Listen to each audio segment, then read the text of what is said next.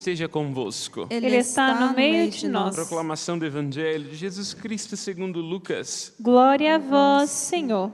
Naquele tempo, dizia Jesus aos chefes dos fariseus que o tinham convidado: quando tu deres um almoço ou um jantar, não convides teus amigos, nem teus irmãos, nem teus parentes, nem teus vizinhos ricos, pois estes poderiam também convidar-te, e isto já seria a tua recompensa.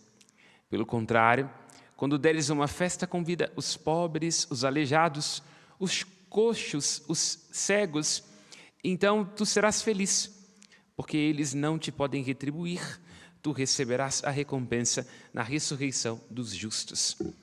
Palavra da salvação. Glória a vós, Senhor. Pelas palavras do Santo Evangelho, sejam perdoados os nossos pecados. Amém.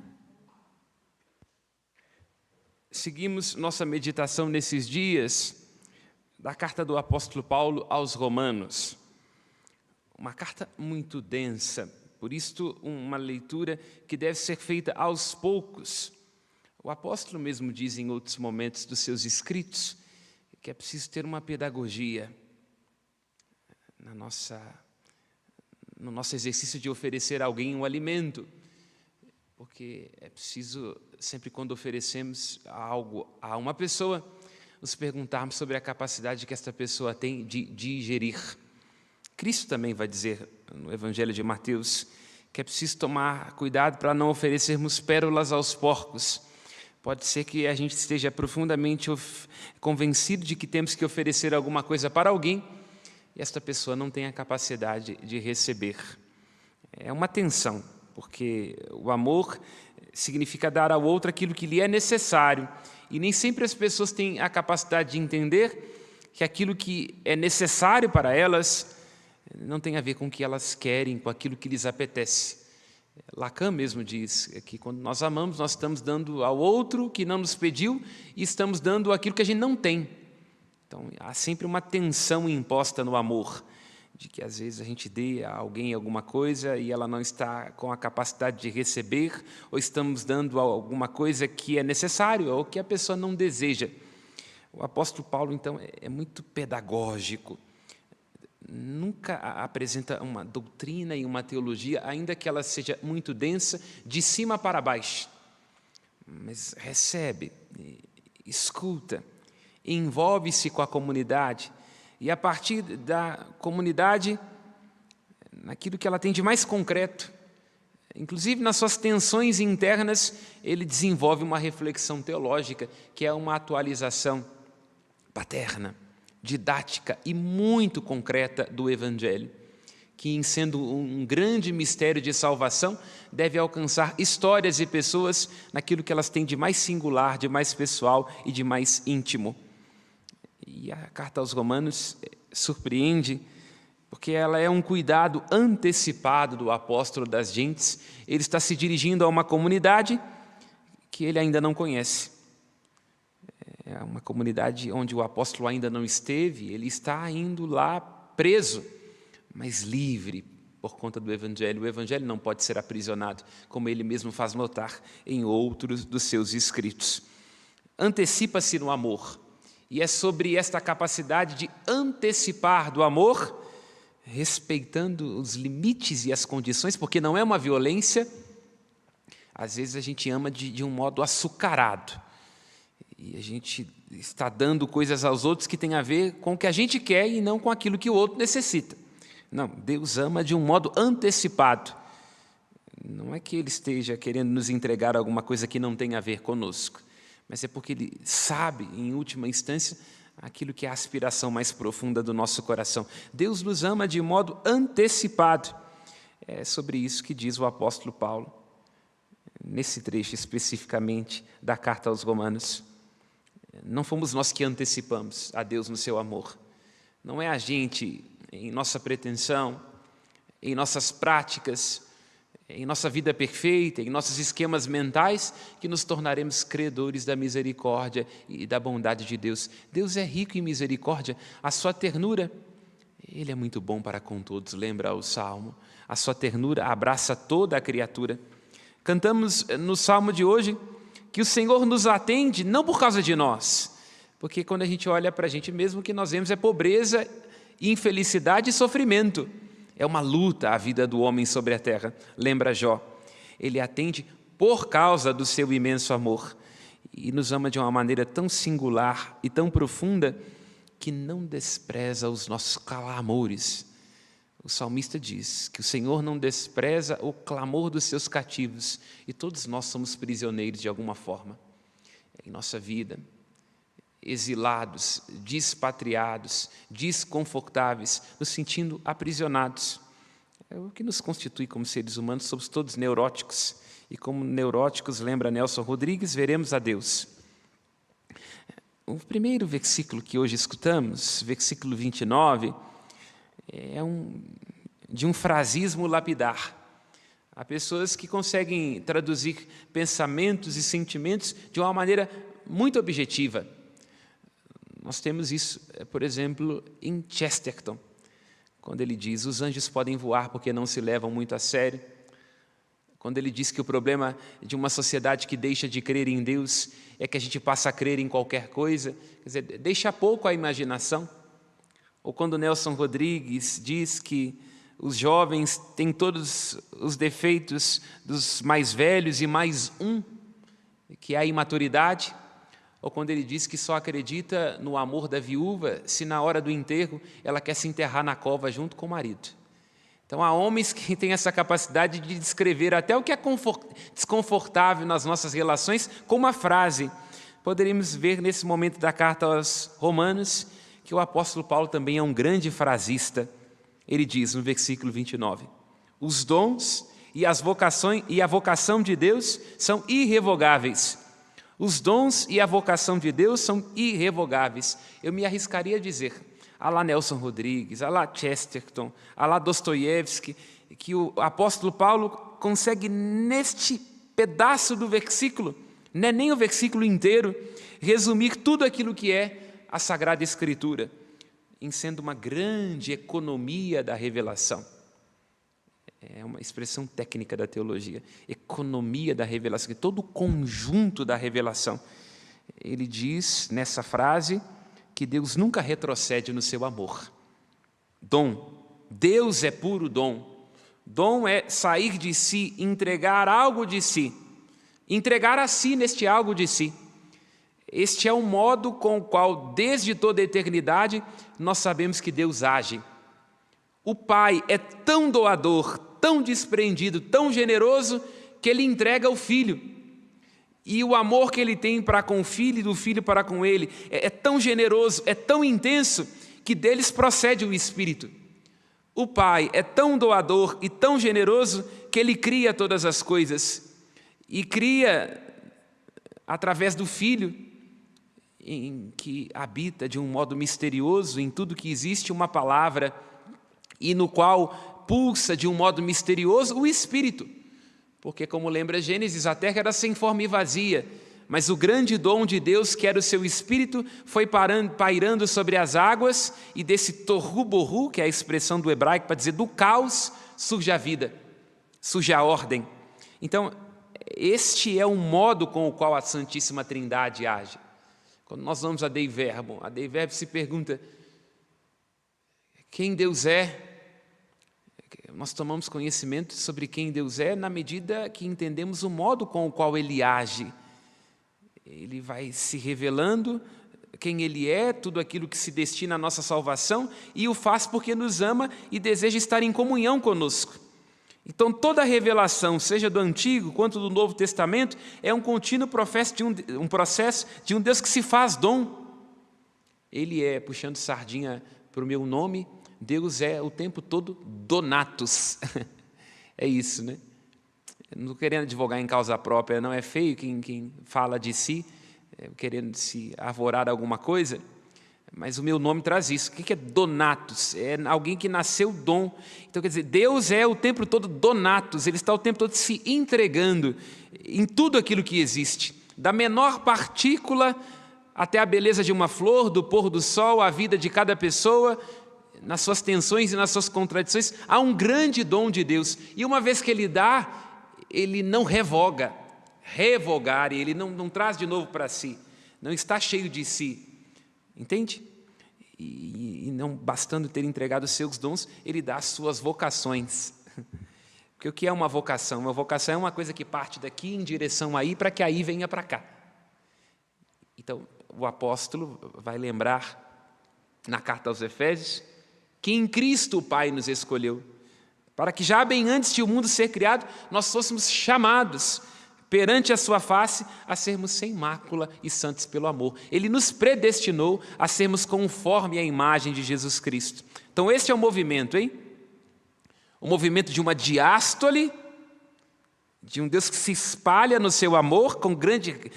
Ele é perdulário, basta ver um pé de ipê florindo e nós vemos um amor de Deus que se derrama, que é exagerado quando quer mostrar o seu amor, e tem uma sístole, que ele vai chamando tudo a si. É por isso que o apóstolo termina esta primeira leitura de hoje com uma doxologia. O que é uma doxologia? É um louvor. Por causa disso, porque Deus se antecipou no seu amor, porque nenhum de nós pode ser credor do amor de Deus, de modo que tenha feito alguma coisa para merecer a Deus, é Ele que é exagerado, é Ele que dá o ponto de partida, então tudo é dele, por Ele e para Ele. Essa é a vocação de tudo que existe. Todas as coisas são atraídas ao Cristo. No fim, nós seremos semelhantes a Ele. Vimos ontem na segunda leitura, porque o veremos tal como Ele é. Então, esta é a nossa vocação, de um dom, de a criação que se expande, até o momento em que tudo aquilo que existe for retornado e recapitulado. É uma palavra que está presente na carta aos Colossenses. De novo, caput, cabeça. Tudo será recapitulado na cabeça que é o Cristo. Entende? Todos nós, cada ministério, tudo aquilo que existe, tudo aquilo que nós fazemos, será recapitulado em Cristo. É por isso que ele vai dizer na carta aos Coríntios, quando as pessoas estão brigando entre si, porque não imaginemos, essas brigas e estas picuinhas dentro da igreja não são de hoje, não. São de muito tempo. Por isso que o apóstolo Paulo diz que quando todas as coisas passarem, nossas confusões, quando até a fé e a esperança passarem, uma coisa permanecerá, que é aquela que nos une, é o amor. Porque quando todas as línguas cessarem, todas as profecias, a fé for desnecessária, a esperança também, tudo for definitivamente por Ele, dele e para Ele, nós todos estaremos unidos no amor, que é o vínculo da perfeição, como lembra a carta aos Colossenses. Deus, então, não retroage no seu amor. E aí, Paulo diz no versículo 32, continuando a sua argumentação, para que ninguém se glorie de si mesmo, Deus encerrou a todos os homens na desobediência. O que Paulo está querendo mostrar aqui? Que nem os judeus, nem os pagãos podem bater no peito dizendo que não rejeitaram a Deus. Cada um a seu modo, os judeus não escutando os profetas, não escutando aquele que é a plenitude dos mandamentos, que é Jesus Cristo, tendo crucificado o Senhor da glória, se encerraram na desobediência. Do mesmo modo como os pagãos, que tendo muito conhecimento, muita filosofia, muita investigação, não conseguiram ver como a criação revela a Deus, tem os traços de Deus. Todos fomos encerrados na desobediência. E por que Ele encerrou a todos na desobediência? Para manifestar a sua misericórdia. Aqui é importante um ensinamento muito pessoal a nós.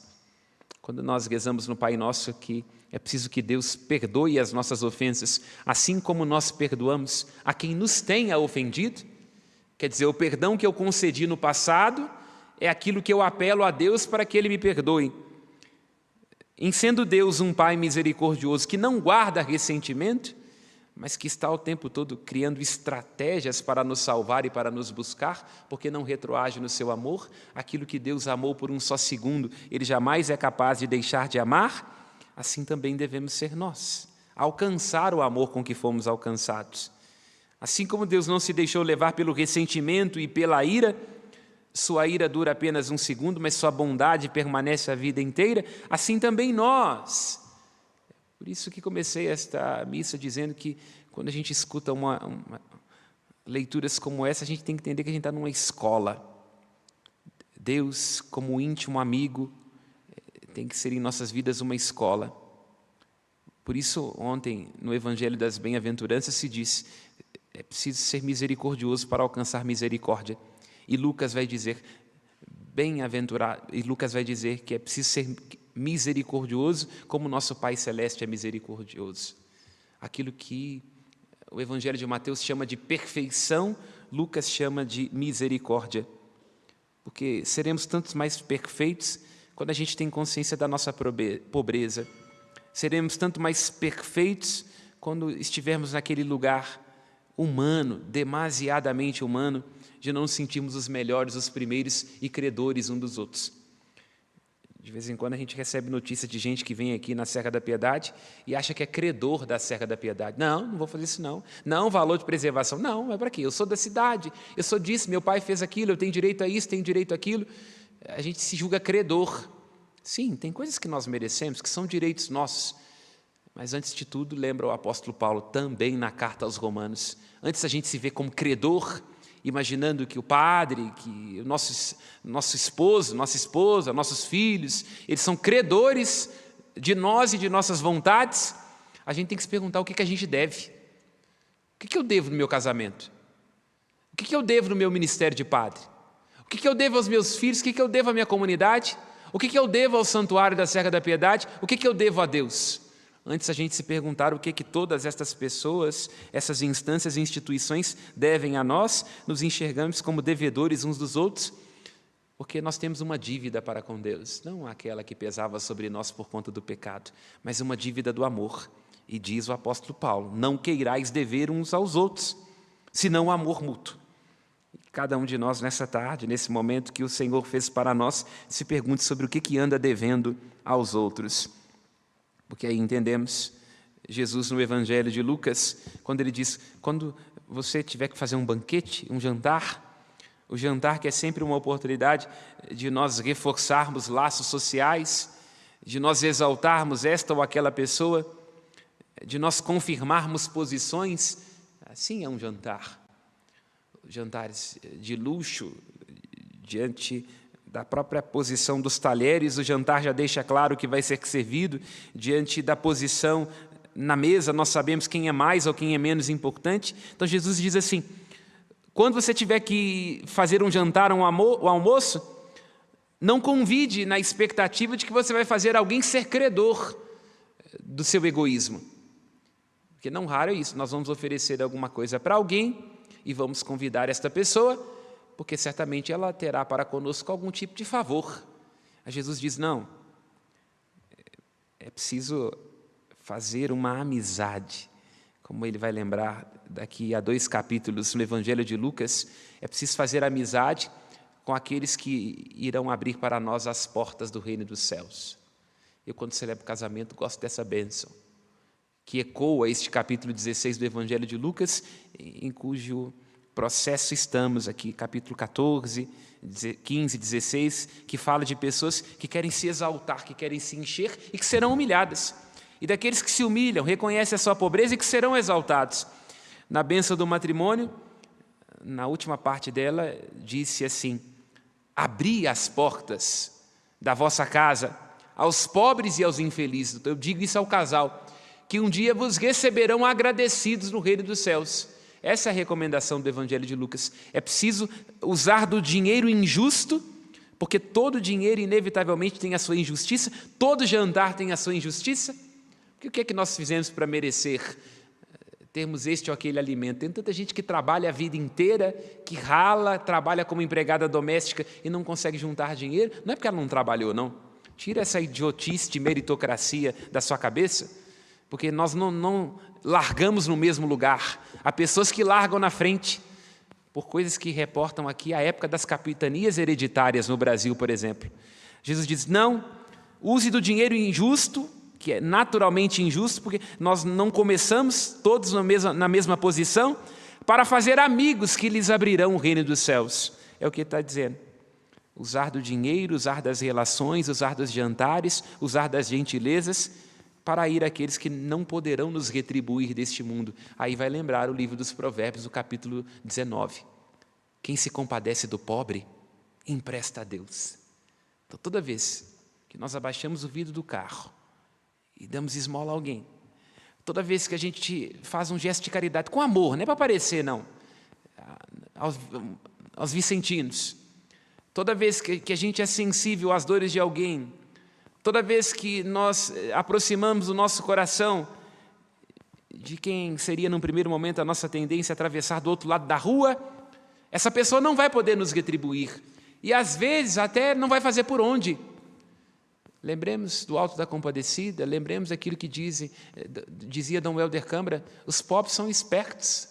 Que, às vezes, a mentira, lembra Ariano Suassuna, e também Dom Helder fala isso de outra maneira, a mentira é a arma que o pobre tem para sobreviver. A pessoa vai te pedir um pão para comprar uma cachaça, porque a cachaça é a única coisa que ela tem para aquecer as almas, a alma fria de afeto. Então, às vezes os pobres mentem mesmo, eles têm mau cheiro, são desconfortáveis, dão medo na gente, mas ao sermos próximos, ao nos compadecermos desse que cheira mal, que não vai poder nos retribuir neste mundo, Deus escolhe se fazer credor de nós. Aí Ele aceita ser devedor e nos dará a recompensa no momento da ressurreição dos justos. E já terminando nossa reflexão, o maior elogio que alguém pode receber na Sagrada Escritura é ser chamado de justo. Porque uma pessoa pode ser inteligente, pode ser bela, pode ter alcançado este ou aquele cargo, mas isso pode dizer de alguma coisa que ela recebeu de graça. E às vezes nós temos características nossas que nos fazem chegar à frente. Não é à toa, por que as recepcionistas elas geralmente são contratadas porque são mais bonitas e os rapazes também? Porque a gente gosta de conversar com quem é bonito. Então, às vezes, tem características nossas que vêm de graça e que vão abrindo uma série de caminhos para a gente ao longo da vida. Agora, a justiça não. A justiça é alguma coisa que germina em nós.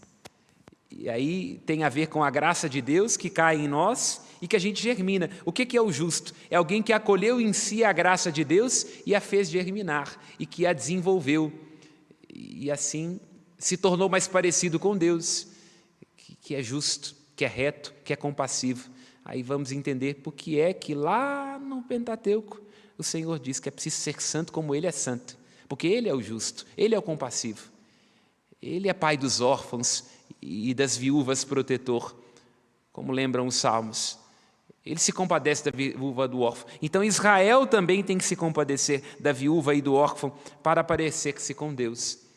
E assim, neste íntimo, neste segredo, vai se desenvolvendo a partir da justiça a eternidade em nós, e receberemos a recompensa na ressurreição dos justos. Louvado seja nosso Senhor Jesus Cristo. Aos céus, nossas preces.